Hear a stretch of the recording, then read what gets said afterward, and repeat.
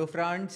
संजय दीक्षित जी ने कल मुझे बताया कि उनका दिल कर रहा है कि वो सिर्फ आपसे ही बातें करें, लेकिन जैसा कि आपको पता है उनके पास भी प्रधानमंत्री जी की तरह समय थोड़ा कम रहता है, तो इसलिए जल्दी से सीधा उनका स्वागत कर लेते हैं जयपुर डायलॉग्स में आज। और सर, स्वागत है आपका। जयराम जी की। तो सर, सीधा मुद्दे पे आ जाते हैं। सबसे बड़ी जो राजनीतिक घटना है, सहमत हैं आप शिक्षा मंत्री जी के इस्तीफे से? शिक्षा मंत्री जी के इस्तीफे से सहमत हैं, समय से सहमत नहीं है। शिक्षा मंत्री जी को ये इस्तीफा जो है वो कम से कम 2-3 महीने पहले देना चाहिए था। 2-3 महीने पहले जब मांगा गया था उसी समय दे देते, तो क्यों ये जो है पता चला कि बाद में जो है आपने प्याज भी खाए और जूते भी खाए। तो ये डबल डबल हो गया मामला, ये ठीक नहीं हुआ। प्याज भी खाए, जूते भी खाए। पहले खाली प्याज खा लेते। तो ये जो है टाइमिंग गड़बड़ हो गई शिक्षा मंत्री जी की। सर तलवार तो उनके ऊपर लटकी हुई थी, लेकिन मुझे लगता है कि उन्होंने ऐसा संदेह होता है कि उन्होंने अपना इस्तीफ़ा दूसरों से मंगवा के ये इंश्योर करना चाहा कि वो कैबिनेट से बाहर ना जाए, लेकिन चला नहीं कुछ। और बाद में ये फिर कॉकरोचेस आ गए। आपको कॉकरोचेस का तो पता ही है, आपको उनकी जो एंटीना है वो किस तरह से चलेगी कुछ पता नहीं चलता। सर ये पहले जो तो कांग्रेस से ही उन्होंने करवा लिया था ना अपना। सर ये जो शिक्षा मंत्री जी के ऊपर ये मामला, ये जो 2-3 महीने का आप बात कर रहे हो, इसकी डिमांड तो यूजीसी वाली घटना के समय से ही चल रही थी। बिल्कुल। उस समय सरकार ने संवाद, एक प्रश्न है सर कि जैसे इस तरह फाइनली सरकार ने सो कॉल्ड प्रोटेस्टर्स से संवाद किया, यदि अगर उस समय संवाद कर लिया होता तो शायद इस्तीफा भी नहीं हुआ होता और आज इतना बड़ा ये मतलब इस तरह से इस आंदोलन की ये हालात भी नहीं हो गए होते, शायद इस्तीफे की आवश्यकता ही नहीं पड़ती। अब आप जो है वो 4 डायमेंशनल चेस को समझने का प्रयास कर रहे हैं। तभी तो आए हैं सर आज आपके पास। वो 4 डायमेंशनल चेस जो है वो तो आपको पता है किसी की समझ में नहीं आता। किसी की समझ में ये नहीं आता कि भाई कि यूजीसी वाले जब जा रहे थे एक प्रदर्शन करने जंतर मंतर पर, तो उनको परमिशन देकर और फिर वो परमिशन क्यों विड्रॉ कर ली गई, और परमिशन विड्रॉ करके उनके जो मुख्य वक्ता होने वाले थे उनको हाउस अरेस्ट कर दिया गया। वो तो पूर्णतः शांतिपूर्ण करने जा रहे थे। उनके तो कोई भी ऐसी आशंका नहीं थी कि वो किसी प्रकार की उपद्रव या किसी प्रकार की हिंसा करेंगे। उसके बाद आप देखिए वो एथेनॉल वाले में तहसीन पूनावाला जी जो थे वो अकेले जा रहे थे सर सिंगल। परमिशन थी उनके पास और वो सिंगल मैन जा रहे थे। कहते एक दिन का हम उपवास रखेंगे वहाँ पे, और चूँकि 4 से अधिक लोगों के गैदर होने पर पाबंदी है तो मैं अकेला जाऊँगा। उनको भी हाउस अरेस्ट कर लिया। तो इसलिए ये 4 डायमेंशनल चेस है। आप 3 डायमेंशन में रहने वाले लोग जो हैं उसको समझ नहीं सकते। उसमें मैं भी सम्मिलित हूँ, मैं भी उसमें सम्मिलित हूँ। ये अलग बात है कि लोग कह रहे हैं कि साहब क्या गजब की पॉलिटिक्स खेली है, क्या गजब की पॉलिटिक्स खेली है। भाई साहब अब क्या कहें, हमारे तो समझ में नहीं आती, हम ओल्ड स्कूल हो गए लगता है।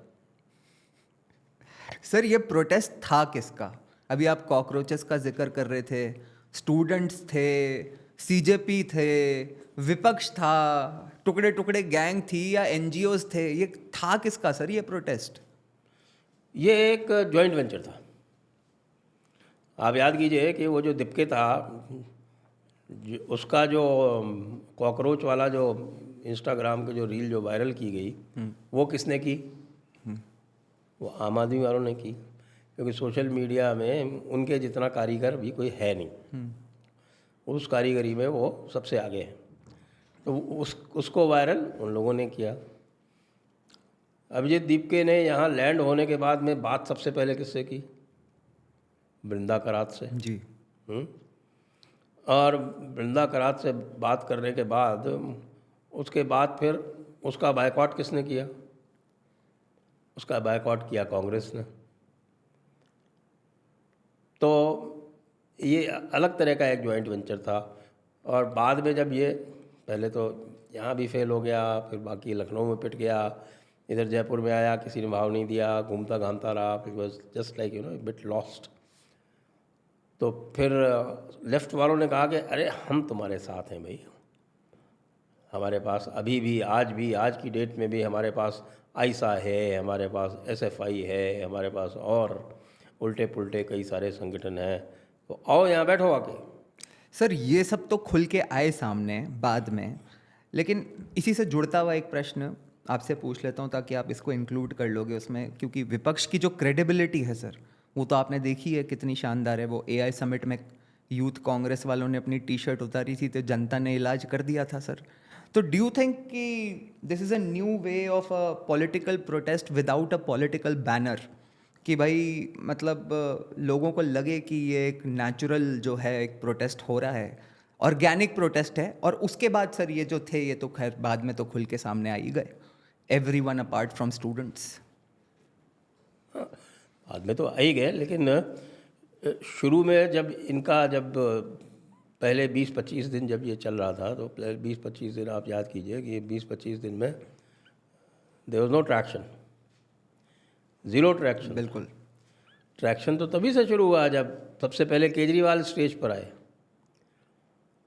केजरीवाल के स्टेज पे आने के बाद बहुत सारे नेताओं को लगा, योगेंद्र यादव को लगा कि अरे भाई ये वहाँ जा रहा है तो मुझको भी जाना चाहिए। तो ये जो कॉकरोचेस के जो नेक्स्ट इस स्पीशीज़ में जो नेक्स्ट होते हैं ना, तो कॉकरोचेस के आगे आप क्या कहेंगे उनको, रेप्टाइल्स।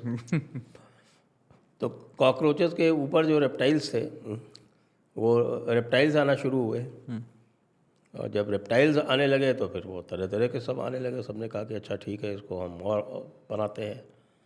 ट्रैक्शन तो वहाँ से शुरू हुआ।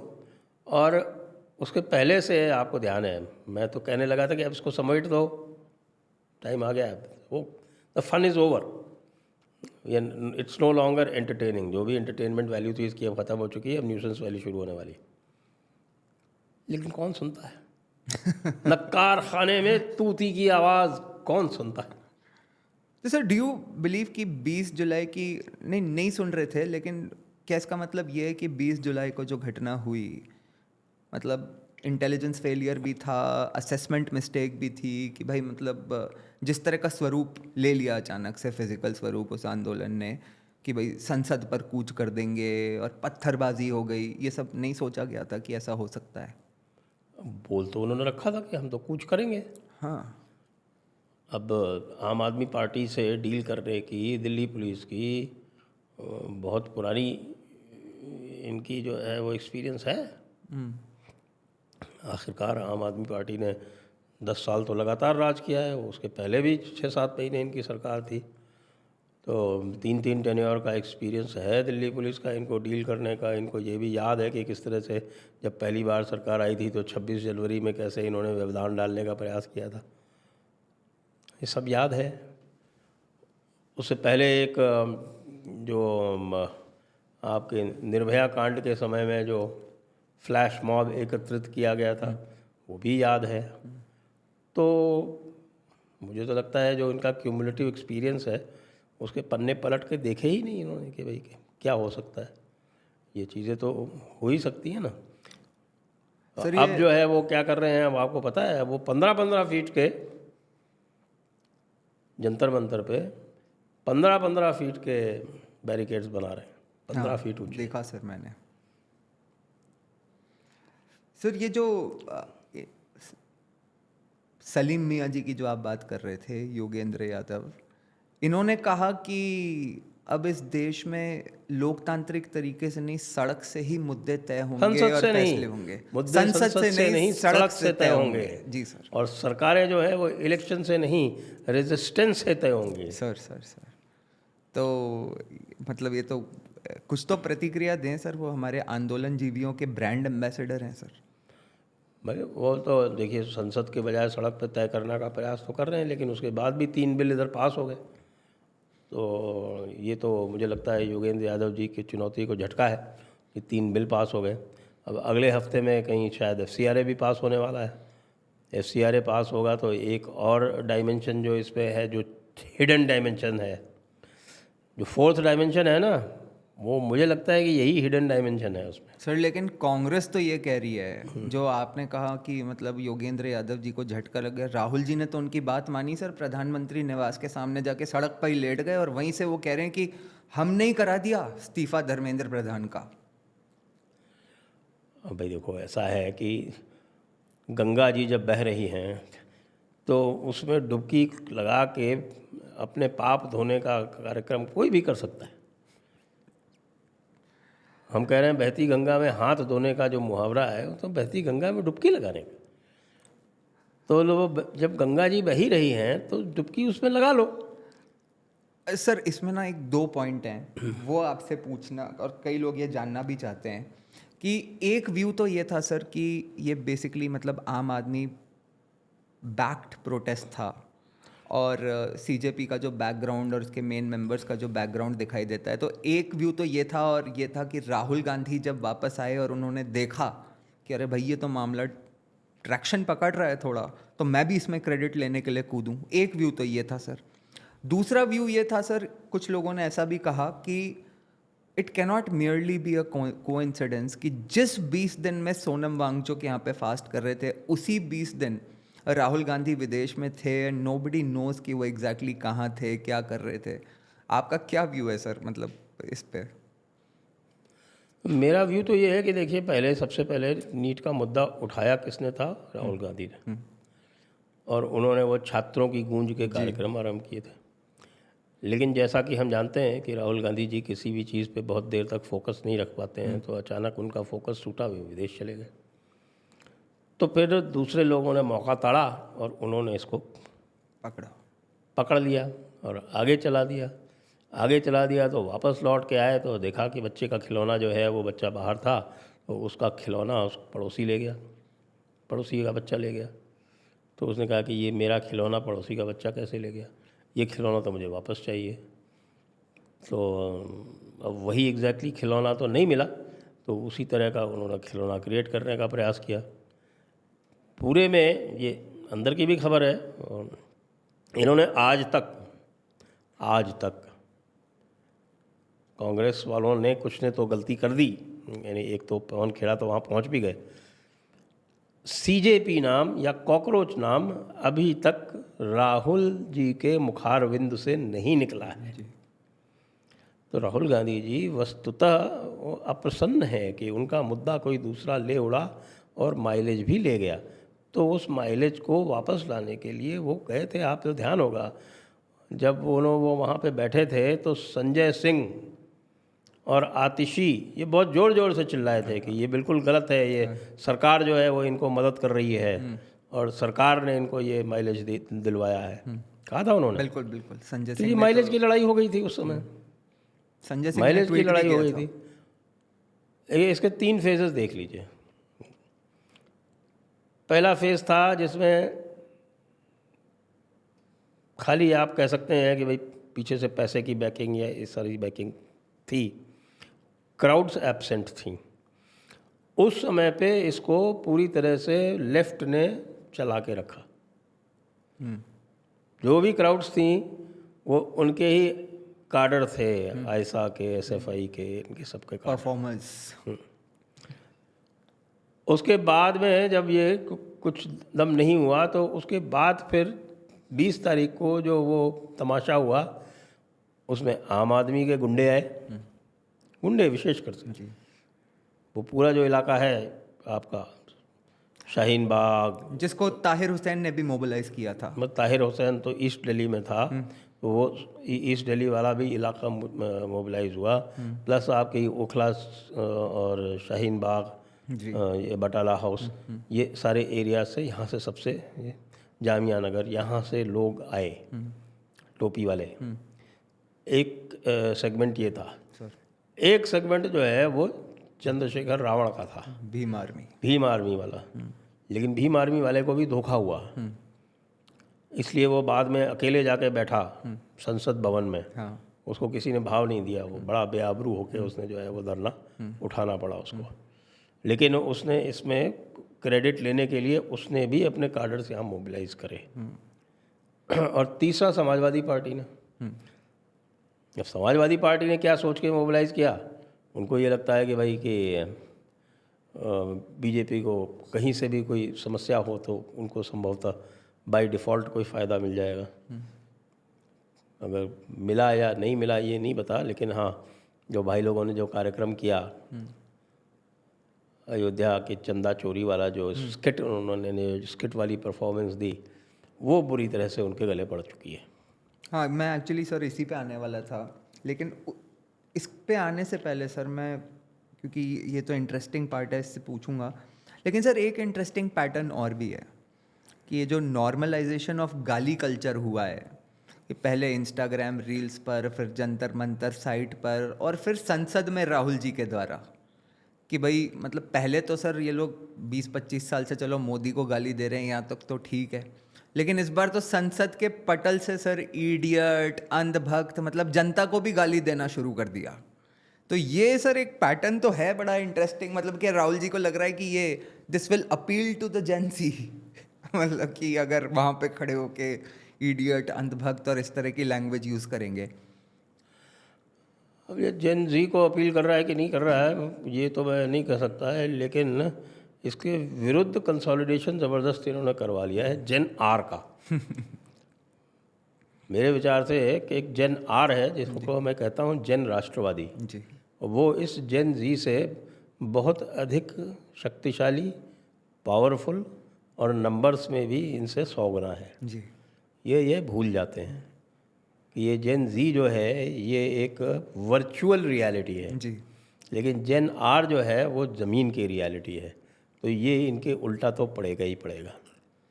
सर, मतलब it kind of continued in the संसद। वो उससे पहले वो प्रियंका गांधी भी अपने भाषण में, तो वो शी बिगैन टू मॉक, वो गौमूत्र विशेषज्ञ बोल दिया, वो भी कामाकोटी जैसी पर्सनालिटी को।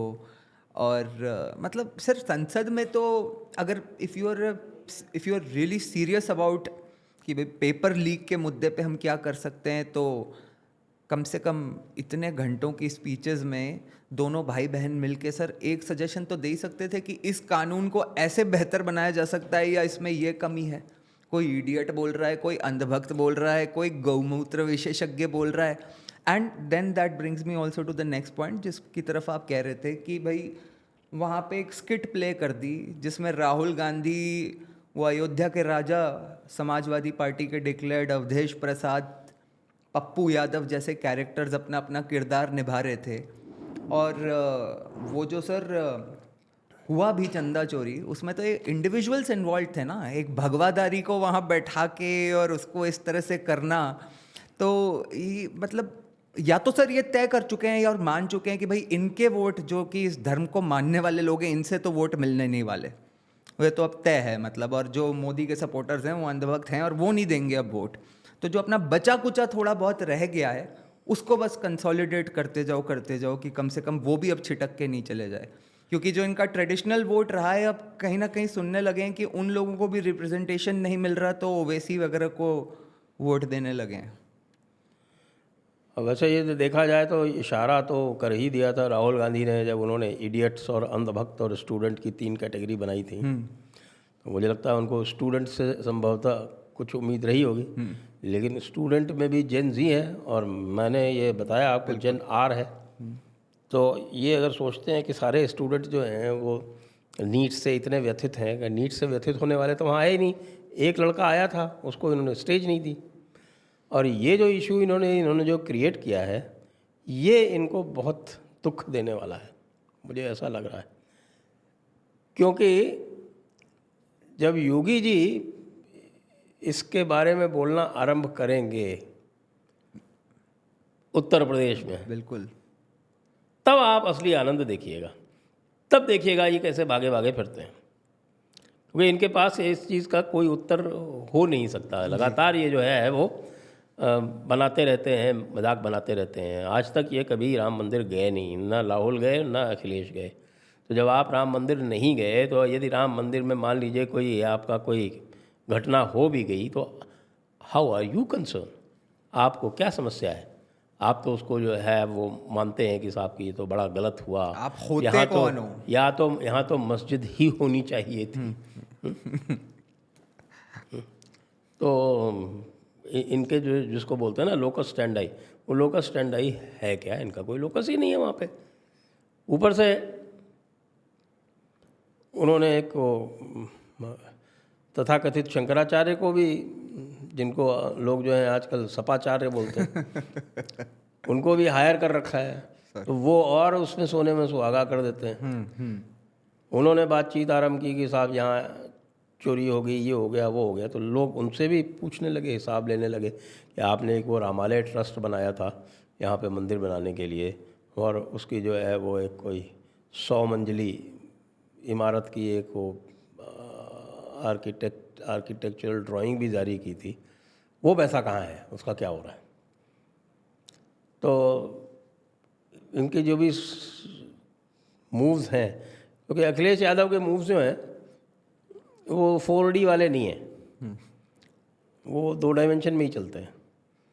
तो वो 2 डायमेंशन वाले पकड़े जाते हैं तुरंत, और उनका जो है वो समाधान योगी जी कर देते हैं। तो अभी तो मैं ये प्रतीक्षा कर रहा हूँ कि योगी जी जो है इसका वर्णन किस प्रकार आरंभ करते हैं। बिल्कुल होगा सर, बिल्कुल होगा। लेकिन सर जो भी है, एक बात तो माननी पड़ेगी कि एक बार जो प्रोटेस्ट से जो माहौल बन गया एंड अल्टीमेटली इस्तीफा वगैरह हो गया, और जिस तरह का हिंसक रूप धारण कर लिया था इसने, तो कुछ लोग एक्साइटेड तो हो गए सर। आपने गुलफाम हसन जी को, सॉरी, नसीरुद्दीन शाह जी को सुना होगा सर। उनकी पत्नी भी मैदान में उतर आई, एकलव्य की डेफिनेशन बता रही थी और काफ़ी कुछ करा सर। तो ऐसे काफ़ी अपने जो बेचारे जो सेक्युलर टाइप के लोग जो एकदम पिछले 5-10 वर्ष से एकदम चुप ही बैठ गए थे कि भाई यार अब ये मोदी को तो हराना नामुमकिन है, थोड़ा एक्साइटमेंट तो आया सर। हाँ, थोड़ा भाई जितने भी कॉकरोचेस की डेफिनेशन जाहिल बता रहे थे सर प्रधानमंत्री जी को एकदम खुल के, गुलफाम हसन साहब एकदम, कि जब जाहिल के हाथ में डोर आ जाएगी देश की। हाँ, लोगों ने चेक किया, फिर फैक्ट चेक किया। उन्होंने कहा भाई अगर प्रधानमंत्री जाहिल हैं तो पहले नसीरुद्दीन शाह की डिग्री चेक की जाए। तो पता चला कि नसीरुद्दीन शाह तो BA ही हैं, प्रधानमंत्री जी ने तो MA भी कर रखा है, और इन्होंने तो केवल BA किया है। और BA कहाँ से किया है? वो जाहिलों का जो सबसे बड़ा केंद्र है अलीगढ़ मुस्लिम विश्वविद्यालय, वहाँ से किया है। और फिर नसीरुद्दीन शाह के बारे में आप जानते हैं कि ये गद्दारों की संतान है।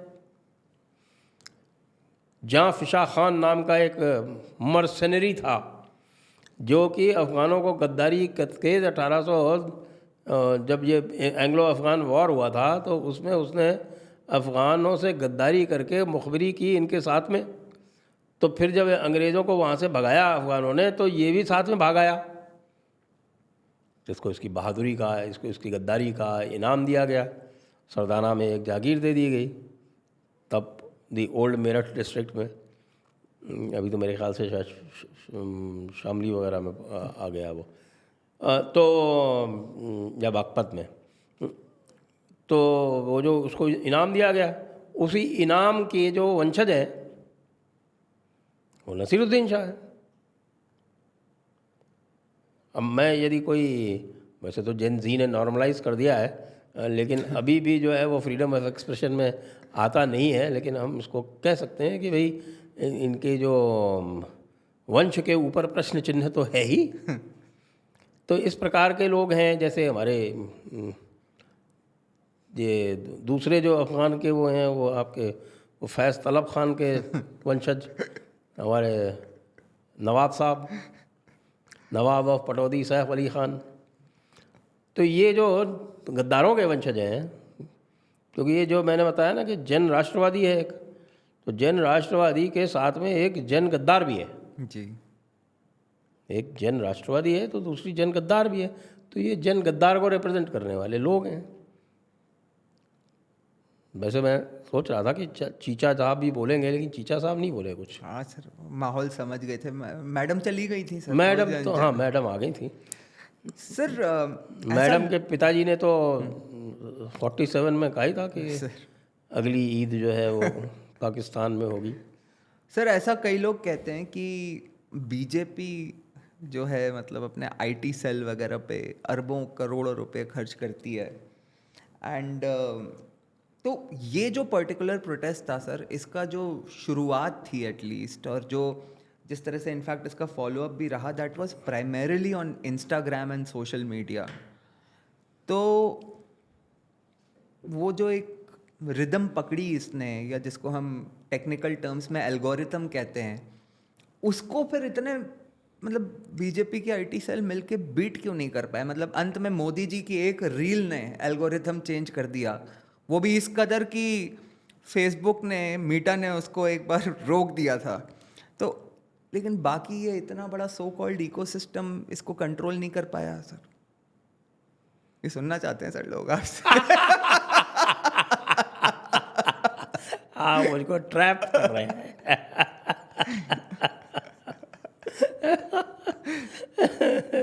ये इकोसिस्टम जो है, इसका वॉल्यूम बड़ा हो सकता है, लेकिन क्वालिटी तो सस्पेक्ट ही है ना इसकी। अब आप ये देखिए, इस इकोसिस्टम में से शहजाद पूनावाला को निकलना पड़ता है, छोड़ना पड़ता है। शहजाद पूनावाला को और कोई दिक्कत नहीं है। शहजाद पूनावाला क्यों निकल रहे हैं? शहजाद पूनावाला जो है वो अंदरूनी लड़ाइयों के चक्कर में, बिल्कुल बिल्कुल, अंदरूनी लड़ाइयों के चक्कर में, उनका कोई बीजेपी से मोह भंग नहीं है। लेकिन जो नीचे के लोग हैं वो they can not tolerate excellence. हाँ, मीडियोक्रेटी ही चल रही है। कई लोग इस चक्कर में निकल जाते हैं, कई लोग इस चक्कर में घुसते ही नहीं है बीजेपी में। हाँ बिल्कुल, आपने बिल्कुल सही पकड़ा।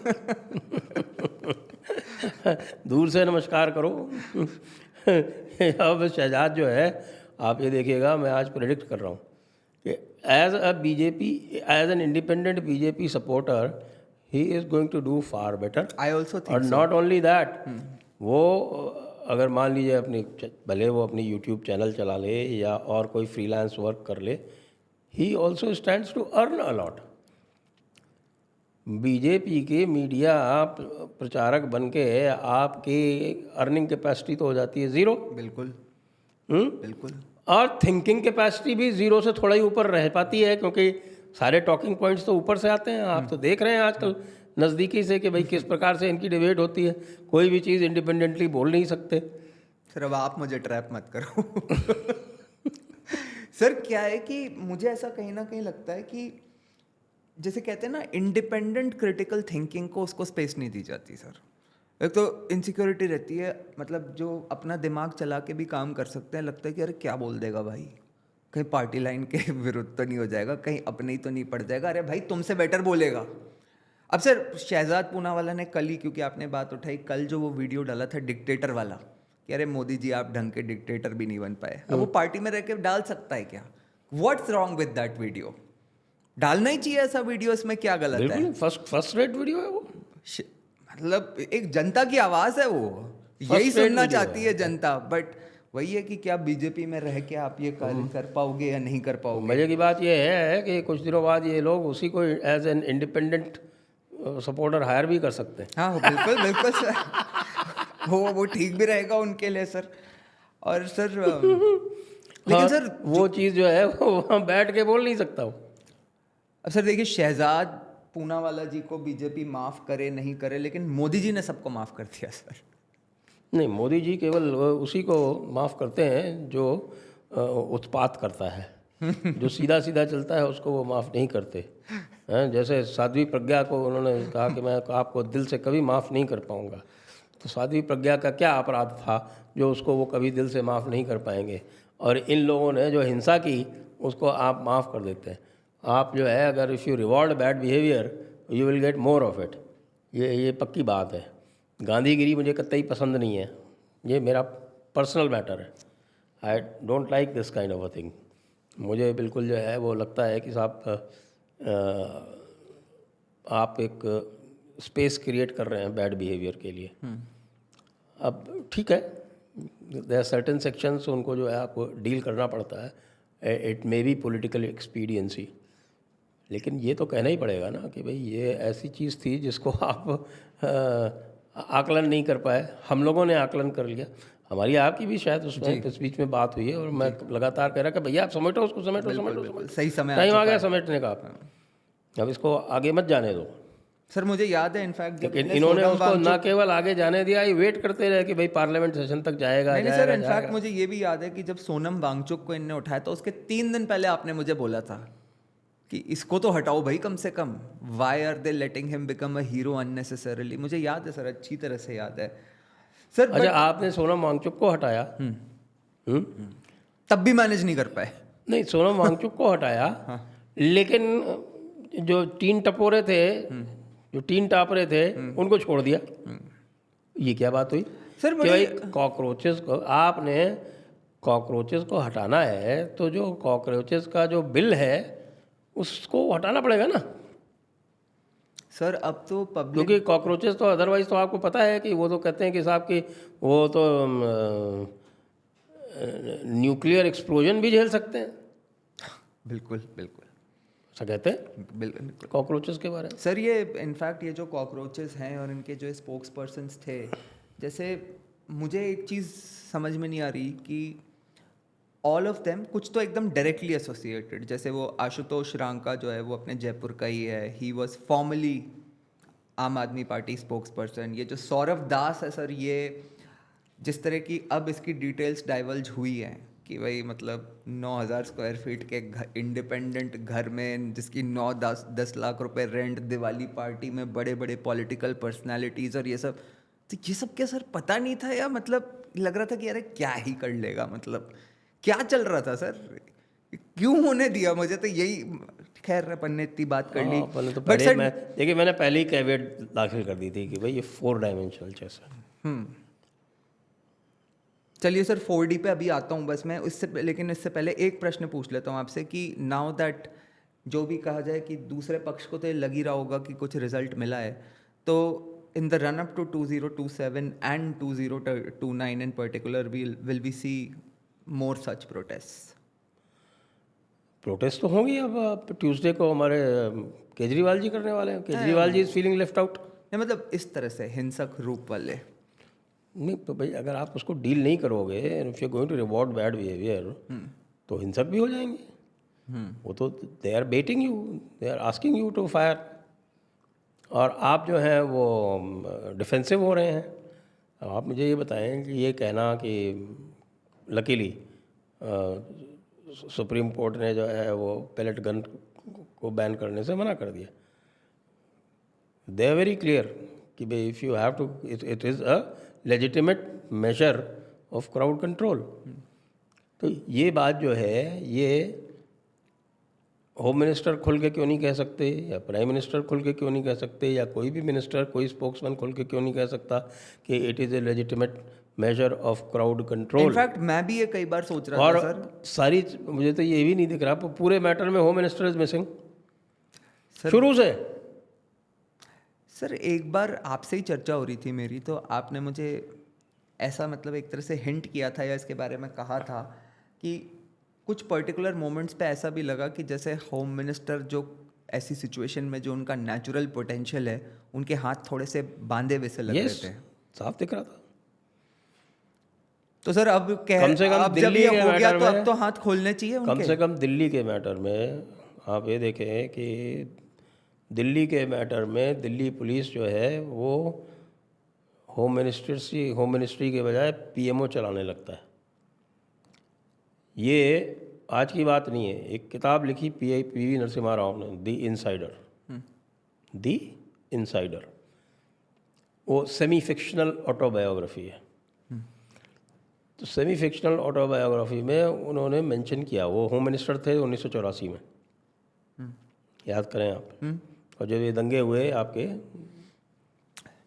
सिख राइट्स हुए, तो सिख राइट्स क्या हुआ, तो सिख मैसेकर हुआ था। उस समय वो होम मिनिस्टर थे। तो कहते मुझे तो कुछ पता ही नहीं चल रहा था, सारा कुछ ऊपर पीएमओ से हो रहा था। वहीं से गिर रहा था बड़ा पेड़, वहीं से बड़ा पेड़ गिर रहा, वहीं से डायरेक्शंस जा रहे थे, वहीं से सब कुछ हो रहा था, सब कुछ उधर ही से चल रहा था। And Delhi police was not communicating to him at all. चलिए सर गलतियां तो अब जो हुई हैं इसकी बात करी, लेकिन फिर भी मतलब कह रहे हैं ये लोग कि धर्मेंद्र प्रधान तो झांकी है, अमित शाह अभी बाकी, ये थोड़ा ओवर एम्बिशियस नहीं हो गया सर? मतलब वो एक फिल्म थी ना क्या, दबंग। हाँ बिल्कुल। दबंग में एक सीन आता है ना, एक वो उसका जो भाई होता है प्रकाश राज का, वो लड़की उठाने जाता है और वहाँ पे सलमान खान पहुँच जाता है। फिर वो उसको धमकी देता है बुरी तरह से, तो वो बगल वाला कहता है ये कुछ औकात से ज़्यादा नहीं बोल रहे हैं भैया। बिल्कुल। अब फिर उसको वो जो है उसकी गर्दन जो है वो घुमा के तो ये कुछ इस तरह का हो रहा है। तो सर लेकिन कुछ भी हो, मतलब बीजेपी सपोर्टर्स कह लो, मोदी सपोर्टर्स कह लो, या जेन आर कह लो आप, जो मतलब थोड़ा सा डिसअपॉइंटमेंट या मोरल डाउन हुआ है इस घटना से, तो क्या ऐसा मान सकते हैं कि अगर ढंग से अब कम से कम FCRA और डिलिमिटेशन बिल मोटा भाई थोड़ा अपना जलवे के साथ पास करा देते हैं, तो थोड़ा वो मोरल वापस से? हाँ, वो तो होगा, वो रीगेन होगा। बल्कि ये चूँकि ये 4 डायमेंशनल चेस है, तो अगर मान लीजिए आप मेडिटेशन करके 4th डायमेंशन भी देखना चाहें, तो उसमें 4th डायमेंशन जो लोग, कई सारे लोग बता रहे हैं आपको, जो जिनको पहले कुछ नहीं पता था, आजकल बता रहे हैं वो, कि 4th डायमेंशन ये है कि ये जो है ये डिस्ट्रैक्ट करना चाहते थे किसको, कांग्रेस को और बाकी ऑपोजिशन को, और डिस्ट्रैक्ट करके ये काम करवाना चाहते थे। You may find it bit far fest, लेकिन है इस तरह की 4th डायमेंशन, लोग बता रहे हैं। हाँ, मतलब you never know. IT cell वाले, IT सेल टाइप के जो चमचे हैं वो सब वो 4th डायमेंशन अब उनको डिस्कवर हो गई, पहले नहीं थी। सर एक्चुअली ये तो मतलब मेरे ख्याल से यही लोग जो हैं, मैं तो ज़्यादा कहूँगा नहीं इनके बारे में, इस तरह का जो नहीं, ये वही इस लोग हैं जो approach- UGC के टाइम पे हम लोगों को गालियाँ दे रहे थे, वो उनमें जी सर, लेकिन मुझे सर एक चीज़ पूछना है कि ये तो खैर मतलब it's not even worth discussing, but क्या ये मान सकते हैं कि क्योंकि अभी प्राइमरी ऑब्जेक्टिव ये डिलिमिटेशन बिल और संसद में इन चीज़ों को पास कराना था, FCRA एक्ट जैसी चीज़ें, तो ये जो एक मेजर एक आप कह सकते हो कि रोड़ा बन गया था, तो एक बार हुआ कि चलो यार इसको इस्तीफा तो अभी करा के और अपन तो अपने मेन टारगेट पे लगे, ये भी एक कारण रहा होगा। हाँ, they've cut their losses, they've cut their losses। लेकिन अब तो थोड़ी बहुत वो भी आ रही है ना, क्या बोलते हैं, एग्रेशन भी आ रहा है। राहुल गांधी के खिलाफ FIR करवाने पहुंच गई बांसुरी स्वराज, पूरी BJP के दल बल के साथ में, पुलिस कंप्लेंट दे दी उन्होंने, FIR करवा दी। तो कुछ तो दिख रहा है कि हाँ भाई, और राहुल गांधी जी की भी महानता है, उनकी महानता है कि साहब कि वो BJP के पिच पे चले गए खेलने, जबकि सब कुछ जो था BJP पूरी तरह से डिफेंसिव थी। मोदी जी को आके और रोज़ रात में रील्स बनानी पड़ रही थी, इंस्टाग्राम को जो है वो सीख रहे थे, वो सीखना पड़ रहा था उनको।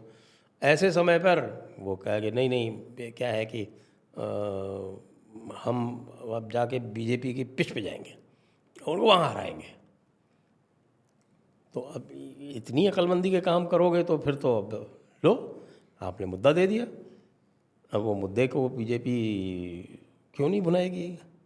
लूज़ बॉल दोगे तो, इतनी लूज़ बॉल दोगे, फुल टॉस दोगे, तो ये अगर अच्छा बैट्समैन होगा, तो अच्छा बैट्समैन आउट ऑफ फॉर्म होगा तो भी छक्का मार देगा उसको।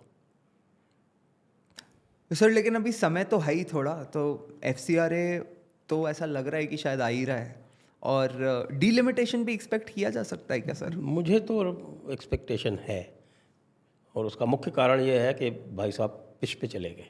हाँ, मतलब मुझे भी एक्चुअली ऐसा ही लग रहा है कि जो अब मौका बन गया है तो वाई नॉट।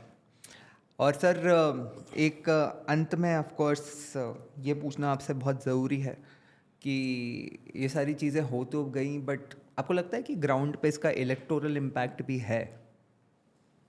यूपी में तो मैं कोई इलेक्ट्रल इम्पैक्ट नहीं देख रहा, और सबसे नज़दीक वही है।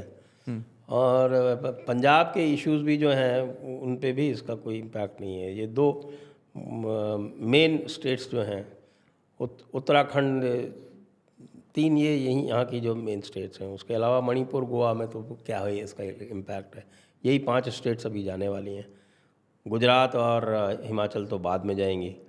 नहीं, पॉलिटिकल इम्पैक्ट से मेरा मतलब ये था कि Electoral इलेक्टोरल impact। इम्पैक्ट से मेरा मतलब ये था कि एक तो ये है कि भाई ये जो पॉलिटिकल पार्टीज जो ऑलरेडी हैं, इनकी तो खुद का भी क्रेडिबिलिटी का इशू रहता है। हाँ, बीजेपी को थोड़ा सा अगर लॉस हो तो उसका अगर कुछ हो तो नहीं हो, बट वो भी कोई खास नहीं दिख मुझे रहा। ये नहीं लगता कि ये जो इशू जो उठाया गया है ये इलेक्टोरल बेनिफिट्स के लिए किया गया था। ये it was more to forestall FCRA and delimitation, sir क्योंकि जो फेसेस भी दिख रहे थे हमें प्रोमिनेंटली क्योंकि वेदर एट द कुछ साइट कांग्रेस वाले जो लोग हैं वो कह रहे हैं कि अगर ये डिलिमिटेशन हो गया तो भाई हम 20 साल के लिए बाहर गए। तो इतना अगर आपको मॉर्टल फियर है, एक आपको एग्जिस्टेंशियल फियर है, तब तो आप कुछ भी करोगे ना। कल तो राहुल जी ने तमिलनाडु में खुल के बोल दिया सर हाँ बोला। कि भाई ये तो मतलब बहुत बड़ा देश की जनता के साथ धोखा हो जाएगा। डीएमके ने करा तो डीएमके भी धोखा दे देगी, ये बिल्कुल नहीं करना चाहिए। DMK कह रही है कि साहब हम तो बिल्कुल सही काम कर रहे हैं, कि हम बचा रहे हैं इसको।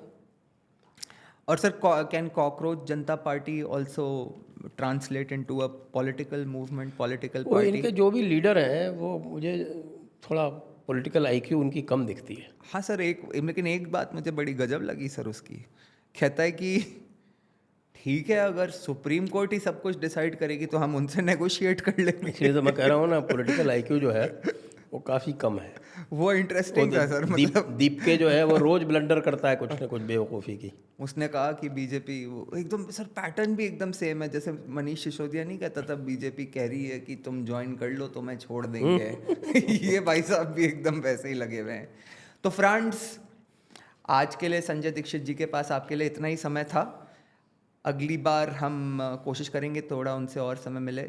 धन्यवाद संजय जी, आपसे जुड़ते रहेंगे लगातार। Thank you very much sir, धन्यवाद। जय हिंद, जय भारत, वंदे मातरम।